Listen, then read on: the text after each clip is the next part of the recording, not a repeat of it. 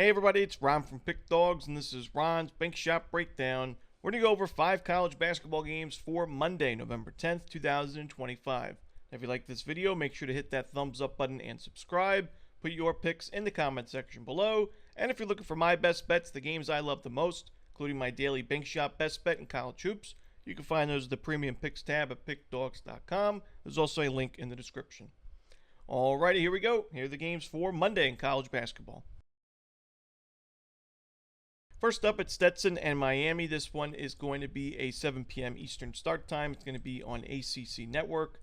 Now, I think that Miami is a really underrated team right now. On paper, a very talented roster, and this is nothing like the team we saw last year from Miami, which was a disaster season, one of their worst in recent memory. 7 wins, 24 losses, just 3 conference victories.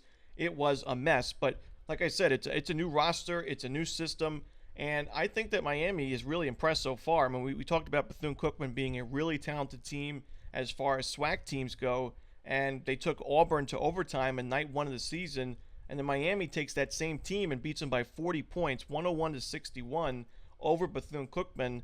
I've really been impressed with Miami so far. I think that because of last season, their projections are a little bit off. And I think they're going to be right up there in the ACC standings with some of the best teams in this conference.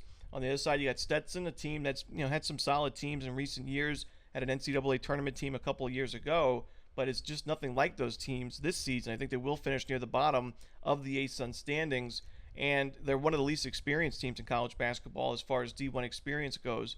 So I think Stetson struggles in this one. I think Miami picks its number offensively and wins this game and covers the number in a blowout.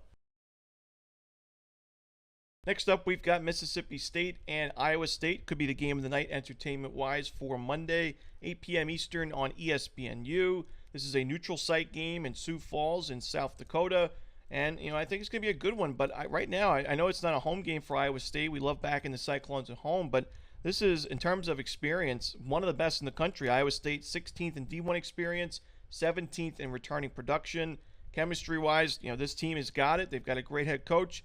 And I think that they're in a better shape, or at least a better spot early in the season in a tough matchup like this than Mississippi State is. Mississippi State's put together some great teams. I think the Bulldogs will still be a very solid team, a tournament team this year in the SEC. But they just played one game at home against North Alabama. They're still overall, in terms of returning production, just 28% of their returning minutes from last season. Josh Hubbard is a superstar, one of the best players really in the country. Certainly in the SEC. But not enough for me offensively for Mississippi State for me to trust them against a great defensive program. Last year, Iowa State was ranked 13th in the nation in adjusted defensive efficiency. The year prior, they were number 1 in the country. So great defensive team in a neutral site game that's really experienced at a reasonable price. I'm going to be there all day long. I'm going to go to Iowa State in this one.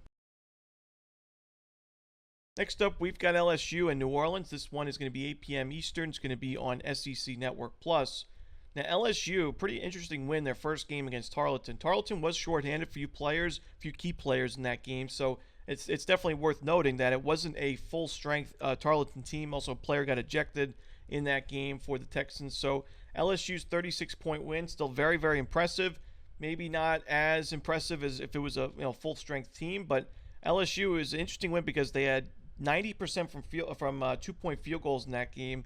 44% from 3, 29 free throw attempts, but 16 turnovers offensively. So they did play pretty sloppy at times offensively, but I still think that Tarleton's an aggressive defense. It's no surprise to see LSU have some issues in that game taking care of the ball. I thought they did a lot better towards the second half of that game, and I think LSU is just it's a mismatch here. New Orleans, an upset win their first game of the season over TCU, but I think this is a letdown. They played another game against a subdivision opponent afterwards, but this is their first matchup against another D1 team since that upset win. I think they'll be a great Southland team, but LSU is revamped this year. I think that they'll be able to score plenty of buckets inside the paint like they did against Tarleton, and I don't think New Orleans is going to have the answers for 40 minutes. I'm going to roll with LSU in this one. I think they win this game very comfortably. Next up, we've got Holy Cross and Utah. This one is 9 p.m. Eastern on ESPN+. Now, Holy Cross has played a tough matchup against BYU and did not fare too well. 98-53 the final. Makes it back-to-back losses now for Holy Cross, but they are playing tough matchups. They played at Providence, at BYU. They have this game at Utah. They also play some other solid mid-major programs. These are really the toughest of the three in their non-conference schedule, but true road games definitely going to help you out when you get to conference play. And I think that Holy Cross is going to be a pretty good team in the conference this year. They returned a lot of production from last year's roster. They've been a program that's not obviously not been great in college basketball the last decade, but you've seen some pretty solid improvements. Like last year went from 10 wins to 13 wins. It's not a big jump, but it's a step in the right direction for a team looking for a program looking for anything positive. And I think this year Dave Paulson has one of his more talented teams. I think that they are a good rebounding team. We've seen that thus far. They're a great defensive rebounding team. Utah's not really wowed me. We saw them need overtime to beat Weber State. They won against San Jose State, a not great Spartans team, by single digits at home. So I'm not wowed by this Utah team. I think that they're laying way too many points in this matchup.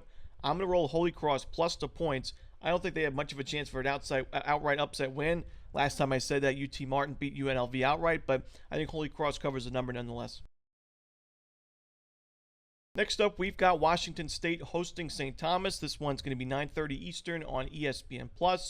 Now, Washington State, not been impressed by the Cougars this season. I think they'll figure it out, but 0-2, losses to Idaho. It's not a great loss. Davidson's a good team, but 16-point loss, not what you want to see. You return home here. I think that St. Thomas could have Washington State on the ropes here. St. Thomas, the Tommies, usually a really sharp shooting team from the perimeter. They take a lot of threes, but so far, those threes have not fallen. I think they will. I think we see this team regress to the mean as the season continues. Last year they're 12th in the country in three-point shooting. This year 317th. I can't expect that going forward. I think this offense is really tough to prepare against for a team that's already struggling so badly defensively. 83 points to Idaho, 85 points to Davidson.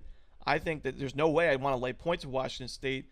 I think I'm going to take St. Thomas in this one, plus the points on the money line. And that's it. Those are the games for Monday in college hoops. Hope you enjoyed this video. Again, if you're looking for my best bets, you can find those at the Premium Picks tab at Pickdawgz.com, and there is a link in the description. As always, Ron Romanelli, good luck.